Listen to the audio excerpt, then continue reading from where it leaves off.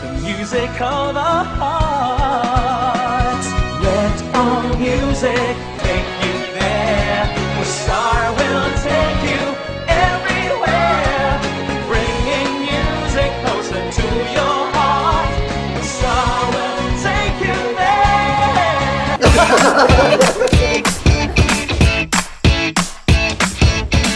May panlaban na ako sa pimple dahil sa araw-araw na pet malungwerpa ng Kati Alice. Say hi to a new confidence with Kati Alice. Narito na ang mga nagpapagang balita. Mga nasa A4 category, nagsimula ng bakunahan sa Baguio City. Karagdagang vaccination centers bubuksan. Iba't ibang clustering ng mga kaso ng COVID-19 sa Baguio, binabantayan. Higit 10 milyong pisong halaga ng marijuana, binunot at sinunog sa Kibungan, Benguet. Ilocos-Sur-Abra Road, malaking tulong para mapaunlad ang ekonomiya at turismo ng dalawang probinsya. Ano ang usury law? Alamin sa Ikaw at ang Batas. Taunang fluvial parade o lipad ng Apalit, Pampanga, muling kinansela. At mga damit na yari sa Inabel, inirampa.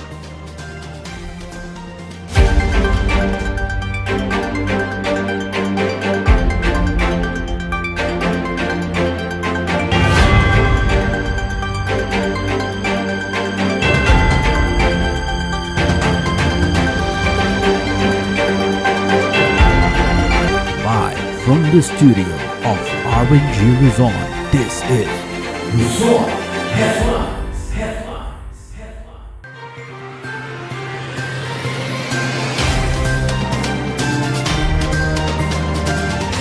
Umarangkada na ang pagbabakuna sa mga nasa A4 category sa Baguio City. Kasama na rito ang mga miyembro ng media. Magbabalita si Charles Limon. Hindi biro ang tamaan ng COVID-19. Kaya naman, sa pagsisimula ng pagbabakuna sa mga nasa A4 category, si Rodel dali-daling pumila. Kaka-recover niya lang kasi mula sa COVID-19, kaya naman nais niyang hindi na ito maulit. Auditor sa isang hotel si Rodel, kung saan kailangan niyang lumabas para magtrabaho at pasok siya sa A4 category. Meron po nagsabi na pwede na po magpa-vaccine. So, pumunta na po ako dito sa country club para po magpa-vaccine po. At first, nung nagka-COVID, as a COVID patient po, nung una, nakaka-shock kasi hindi ko akalain na matatamaan pala ako. Pero nung nalaman ko na pwede na pala akong ma-vaccine today, very happy po ako kasi hindi na po ako medyo prone sa COVID. Kaya, laban lang po. So, kampante ka na ngayon na... Yes, kampante naman na po ako ngayon na nabaksinan na po ako. Hindi rin nagpahuli ang mga nasa sektor ng media. Sakop din sila ng A4 category. Para sa protection natin at sa protection ng mga taong na-encounter natin o yung nakakasalamuhan natin sa pang-araw-araw na pagganap natin ng ating tungkulin bilang mamamahayag at tungkulin bilang isang mamamayang Pilipino. Kaya importante yung mabakunahan para sa proteksyon ng bawat isa. Okay naman ang pakiramdam. Wala pa naman akong nararamdamang yung side effects. Magaan pa rin pa naman. Yung braso ko magaan pa naman. Subukan natin, Mama. Sorry. Sa dami na rin ng A4 na pumila kanina sa mga vaccination sites, target ng pamalang lungsod na dagdagan pa ang mga vaccination center. Mula sa 70% na populasyon ng lungsod na babakunahan, A4 ang pinakamarami. Ang ginagawa na namin para mas mabilis pa ang pag-administer, aside from dun sa mga apat natin na vaccination centers, nag-open na kami ng isa, yung Baguio Convention Center, and then we're going to open another one siguro dyan sa Chinese school natin. And then iba pa yung vaccination teams na umiikot to seek out yung mga senior citizens natin who are not capable of going to the vaccination center. And aside from that, meron kaming institutional vaccination program Ibig sabihin, pupunta kami sa mga institutions at doon na kami mismo magbabaksinate. Siguro mga workplaces na alam namin na maraming mga A4. Another is baka magkaroon din kami ng dyan sa market na another vaccination center dyan sa market para dyan na mismo pupunta. But we're going to start with yung mga porters, labrador, yung mga sales workers, yung mga tagalinis, mga utility workers, yan ang unahin dyan sa market. Tiniyak din ng pamalang lungsod na marami pang darating na bakuna. So we're expecting more vaccines to arrive in the next few weeks, especially next month. Mas maraming vaccine, especially now that we are designated or identified as a priority area. Aabot sa halos 2,000 na mga A4 ang natapos turukan ng unang dose ng COVID-19 vaccine sa pagsisimula ng rollout sa nasabing sektor simula noong Biyernes. Umaasa pa rin ang pamalang lungsod na maabot nito ang 70% herd immunity sa Nobyembre. Charles Nicolimon para sa Luzon Headlines. Muling kinansela ang taunang fluvial parade o libad sa bayan ng Apalit, Pampanga. May kwento si Christian Zamora. 2 taon nang hindi idinaraos ang fluvial parade o libad sa bayan ng Apalit, Pampanga. Ito'y bilang pagpupugay sa kanilang patron na si San Pedro o Apong Iru kung kanilang tawagin. Ayon sa lokal na pamahalaan, kinansila nila ang mga prosesyon dahil libo-libo ang mga debotong dumaragsa tuwing pista at bilang pag-iingat na rin sa pagkalat ng COVID-19. At alam naman po natin na nandito po ang sentro ng pagdiriwang. Alam naman po natin yon na nandito rin ang ating mahal na patron, si Apong Iro, na kung saan marami po ang dumadalaw, umupunta sa shrine ni Apong Iro. Nagtalaga rin ng mga checkpoints sa bawat barangay para masigurong walang makakapasok sa bayan na hindi residente. Wala mang parada, may mga misa pa rin gaganapin sa Apong Iru Shrine. Siyempre po, doon sa mga simbahan, may mga mass po na magaganap din po dito sa barangay. Dapat 50% lang po ng capacity ng simbahan ang pwedeng papasukin. At para po maiwasan natin yung pagdikit-dikit, pagka kumpol-kumpol. Sumunod lang po tayo sa mga alituntuning ito. At ipinatupad din ang liquor ban noong Sabado na magtatagal hanggang sa Miyerkules, June 30. Mula Apalit, Pampanga, Christian Zamora para sa Luzon Headlines. Samantala, higit 10 milyong pisong halaga ng marijuana ang binunot at sinunog sa Kibungan, Benguet. Sa Isabela naman, nasukol ang kotseng kargado ng marijuana na binili sa Tabuk City, Kalinga. Magbabalita, Paul Baldoza. Tuloy ang kampanya ng PNP para mabura ang mga taniman ng marijuana sa Cordillera. Sa pinakahuling operasyon, higit 10 milyong pisong halaga ng marijuana ang binunot at sinunog sa Kibungan, Benguet. Ayon kay PNP Chief General Guillermo Elizar, aabot sa 37,250 na piraso ng fully grown marijuana plant ang sinira mula sa nadiskubring plantasyon sa Sitio Dalipay, Barangay Takadang at Sitio Naptong sa Barangay Padeo. Ang operasyon ay nag-umpisa noong June 25 at nagtapos kahapon. Nasukol ng pinagsanib na puwersa ng Kalinga at Isabela Police kahapon sa Barangay Alunan, Quezon, Isabela ang isang sasakyan na may kargang 10 kilong pinatuyong marijuana na tinatayang nagkakahalaga ng 1.2 milyon pesos. Nakumpiska rin ang kalibreng 38 baril base sa report. Nakatanggap ang Rizal Municipal Police Station ng impormasyon ng isang gray Toyota Vios ang kargado ng pinatuyong marijuana na binili sa Tabuk City, Kalinga. Agad pumosisyon ang operatiba ng Rizal Municipal Police sa checkpoint. Pinatigil nila ang sasakyan ng ito'y parating sa checkpoint pero bumarurot. kaya nagsagawa ng hot pursuit operation ang pinagsanib na pwersa ng Pro Cordillera at Region 2 Police. Bandang 2:00 ng hapon ay na-corner ang sasakyan at naaresto ang mga sospek. Kinilala ito ng PNP na sina Jerwin Lipalam, 24 anyos, Jason Palyares 3000, 24 anyos din, Alvin Lampagkiab, 20 anyos at alias Marco, 17 anyos. Huli sa pinagsanib na pwersa ng PNP at PDEA sa bayan ng Bangged ang isang umano'y drug personality. Kinilala ng PDEA ang suspect na si RV Bigornia, isang sales executive. Sa bypass operation, nasamsam umano sa suspect ang shabu na nagkakahalaga ng 11,560 pesos. Dahil sa operasyon, kumpiskado rin ang motorsiklo na gamit ni Bigornia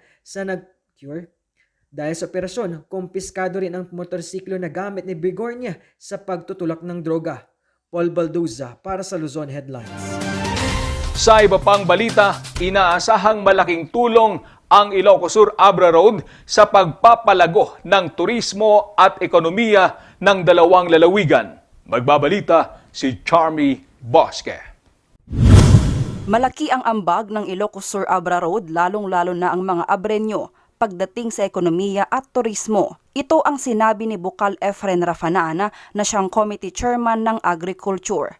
Maliban dito, malaking kaginhawaan ng mga taga-Abra dahil makikinabang na rin sila sa mga health services ng Ilocos Sur. Sumaya ti ekonomi ti Ilocos Sur, sumaya ti probinsya ti Abra, ng mas nga mahiraman ti probinsya ti Ilocos Sur. Yung probinsya ti Abra when it comes to health services, mahiraman damit, gaputa mas nga napimpintas ti hospitals ta dito, yung mga rayat kaligiti pasyente dati. So this is a very good project. Ang proyekto na ito ay inisyatibo at pinondohan ni Congressman D.V. Sabeliano sa pamagitan ng suporta ni Governor Ryan Luis Singson. Ayon kay Bukal Rafanana, 1 hanggang 2 taon mula ngayon ay pwede na itong daanan kung saan 45 minuto lang ang tagal ng biyahe. Hindi na gaya ng dati na kailangan mo pang bumiyahe ng 2 oras mula sa San Quintin Abra, Kinarayan Narvacan at Santa para marating ang syudad ng Vigan. Dream ko pa lang dahil ko mga pagkamang ti Ilocos Sur ken Abra tamom. Adati kwa sentimental value na kanya ti probinsya ti Abra. Ta di makila mga min di Bangged, nagbasak di jay ke amok ti rigat ti Abra. Nang runa no da pasyente da ket itry da dito na 2 oras. Halos 100 metro ang tulay, maliban pa dito ang mga daan na magkukonekta sa Vigan hanggang Bangged. Ang tulay na ito ay bahagi ng probinsya ng Abra at maikukonekta sa pamagitan ng pundong inilaan ni Congressman J.B. Bernos kaya madali itong matatapos. Kidita Abra, ti resources da dita nga gapu ti Ilocos Sur. Dagiti grocery daw may tagkatang ditoy. Dagiti kang rona nga kasapulan daw may na ditoy. Datayo ti Kasigan nga probinsya ti Abra, instead nga mapandadyalon yung Ilocos Sur, datayo ti Kasigan. May raman dagiti. Kakayan tayo, dagiti negosyo, kun dagiti tourism project. Tado mo dagiti taga-Abra nga sumalsalong nga panagdagiti igiti pay-pay-pay, resort ka restaurant. Katatan, nalakatag pababada tayo no dama kahit nga gatangan siya Abra. Nalakatay lang mo ti makapan. Maliban dyan, sinabi niya na mas madali nang mailapit ang mga produkto ng Abra, gayon din ang Ilocos Sur. Mula dito sa lalawigan ng Ilocos Sur, Charmy Bosque para sa Luzon Headlines. Susunod, iba't ibang clustering ng mga kaso ng COVID-19 sa Baguio City, binabantayan. Yan at iba pang balita sa pagbabalik ng Luzon Headlines.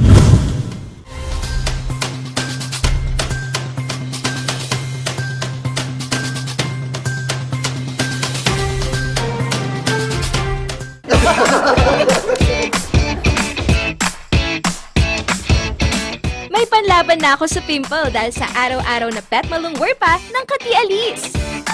Say hi to a new confidence with Kati Alice. Coronavirus.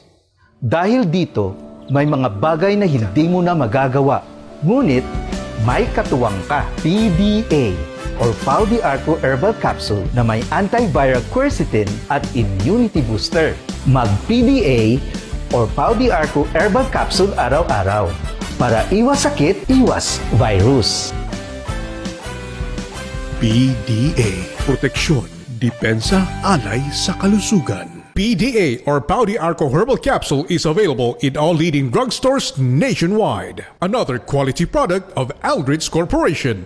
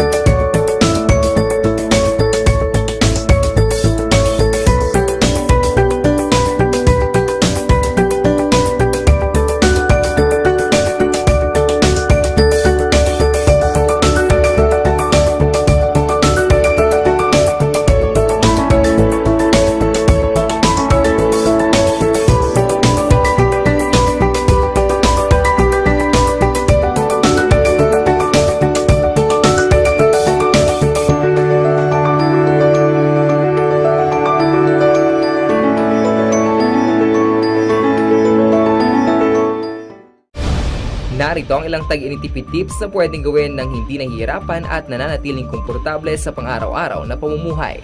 I-defrost ang ref kapag lampas na sa 1/4 pulgada ang yelo. I-check ding mabuti ang pinto ng ref para masigurong hindi tumatagas ang lamig. Bawasan din na maggamit ng maraming ilaw. Linisin at tanggalin na lang dumi at alikabok sa mga bumbilya para mas maging maliwanag ang mga ito. Magtulungan tayong lahat sa mahusay na paggamit ng kuryente upang masigurong tuloy-tuloy na maihahatid ang kuryente saan man sa bansa. Isang paalala mula sa NGCP. Masakit ba ang likod, ang kasukasuan? Namimitig o masakit ang iyong kalangan? May rayuma, arthritis o nahihilo? May stiff neck, flatulence o masakit ang ulo? Sa Pauliniment, ginhaway, garantisado. Pauliniment, isang pahid ka lang. Dahil walang out sa Pau!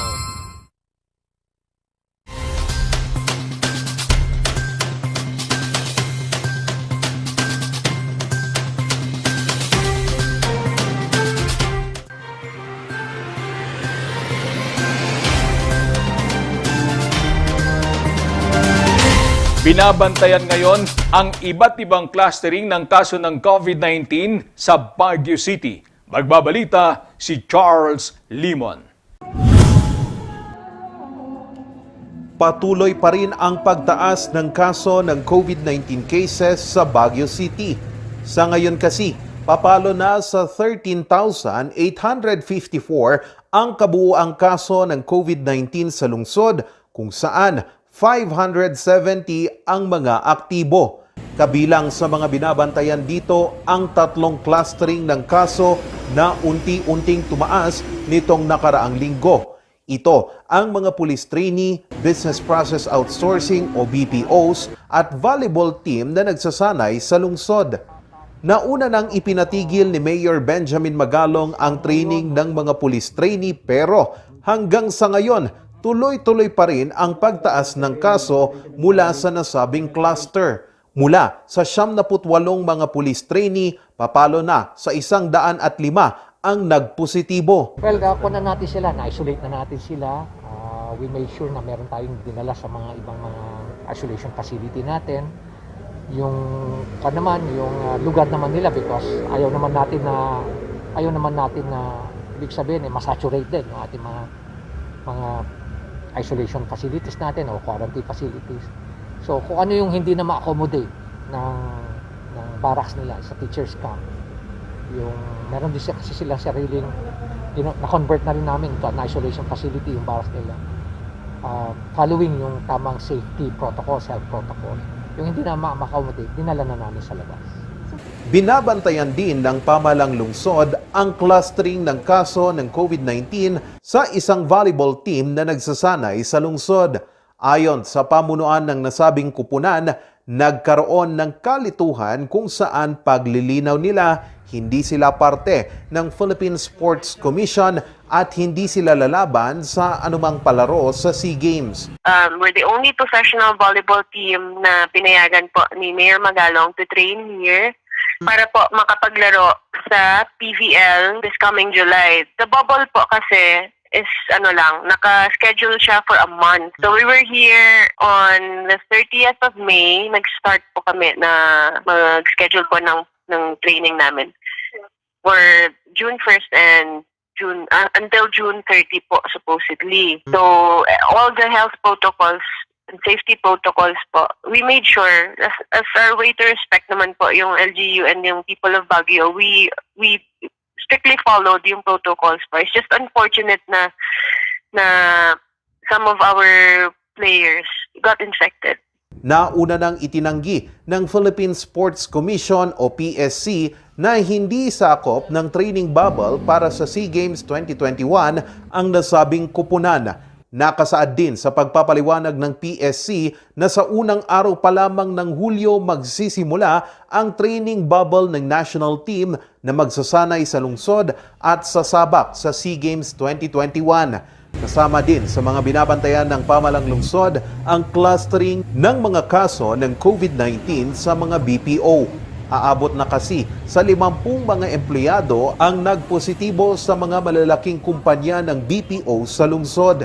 Nakikipag-ugnayan na ang City Health Services Office sa mga BPO para agapan kaagad ang muling pagdami ng kaso sa nasabing industriya. Charles Nicolimon para sa Luzon Headlines.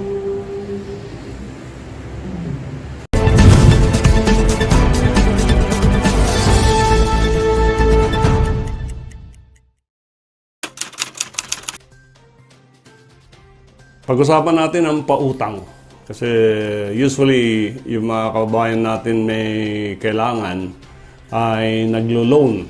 At marami ang nagtatanong sa atin, meron bang minimum and maximum na interest pag ikaw ay pumasok sa isang contract of loan? Ang Central Bank Circular number 905, series of 1982, suspended yung tinatawag nating effects of the usury law. In other words, as of today, there is no 5-6 or there is no such thing as violation of the usury law. What governs now is the stipulation or agreement between the parties. So if I enter into a contract of loan at ang usapan namin ay 3%, 5%, or even 10% a month at pumayag ako bilang nanghihiram, bilang debtor, then that will be the loan na binding between the parties. At ang sabi lang naman ng Korte Suprema, wag naman masyado. As long as it is not unreasonable, as long as it is not unconscionable, as long as it is not arbitrary, a stipulation for the interest of a loan is binding between the parties. So, in fact, dun sa mga bangko natin, they go as much as 3% a month dun sa ating mga loans. This should have been a violation of the usury law kasi ang legal rate of interest or lawful rate of interest ranges only from 6% to 12% per annum. Pero yun nga, because of the suspension of the law on usury, then walang ceiling ang interest rate. Even your credit card payments. Kung binabasa nyo yung credit card statements, ang nakalagay doon either 2% or 3% a month for late payment. So as of today, there is no such thing as usury law.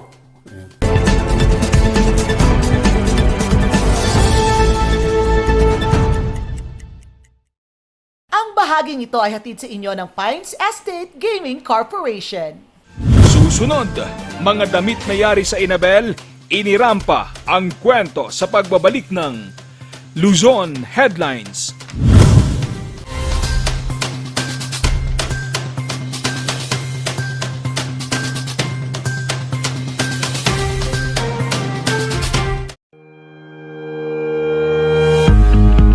The Baguio Country Club, the first and only 5-star mountain resort in the Philippines, is fully equipped and ready to welcome you back.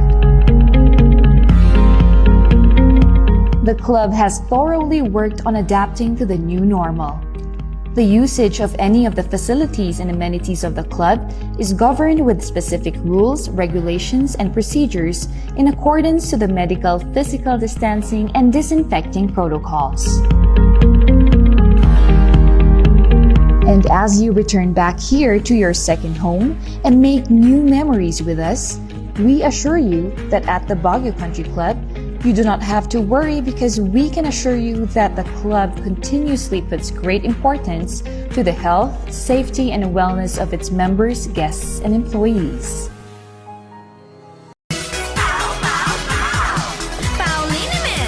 Masakit ba ang likod, ang kasukasuan? Namimitig o masakit ang iyong kalamnan? May rayuma, arthritis o nahihilo? May stiff neck, flatulence o masakit ang ulo? Sa Pauliniment, ginhaway, garantisado. Pauliniment, isang pahid ka lang. Dahil walang aw sa POW! TG Home Builders po? Yes po, sir. Sir, paano po umorder online ng mga hardware supplies? Punta lang po kayo sa facebook.com/tghomebuilders at i-message nyo na lang po kami doon at mayroon lang pong sasagot sa inyo.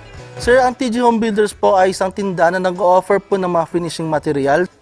Easy to install at mas makakatipid po sila ng oras at sa pera po nila. Mas concentrated po kami sa mga modern materials. TG Home Builders! We turn houses into homes! Coronavirus. Dahil dito, may mga bagay na hindi mo na magagawa. Ngunit, may katuwang ka. PDA or Pau de Arco Herbal Capsule na may antiviral quercetin at immunity booster. Mag-PDA or Pau de Arco Herbal Capsule araw-araw para iwas sakit, iwas virus. PDA. Proteksyon, depensa, alay sa kalusugan. PDA or Pau de Arco Herbal Capsule is available in all leading drugstores nationwide. Another quality product of Aldrich Corporation.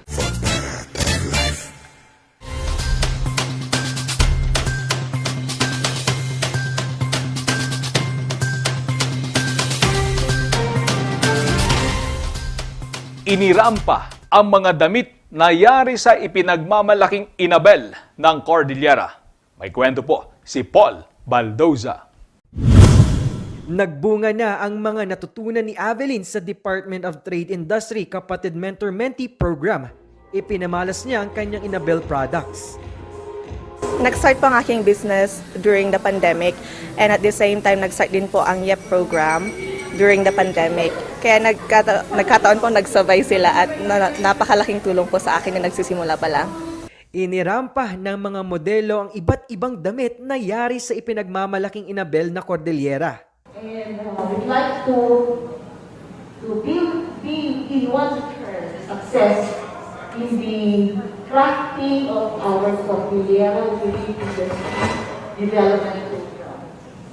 Just that, we'd like to congratulate everyone here and thank you for all your support to RDP. Malaking tulong ang mga ganitong aktibidad para muling mapasigla ang industriya ng paghahabi sa riyon. Nawala yung weaving industry, parang makalimutan. But today, yung weaving industry sa car, kung makikita ninyo yung garments, parang it has been used only for special occasions. Okay? Parang special occasions lang siya nakikita. Mga fiesta, family affairs. But it's high time for us na ipakita na hindi lang pang special occasions yung mga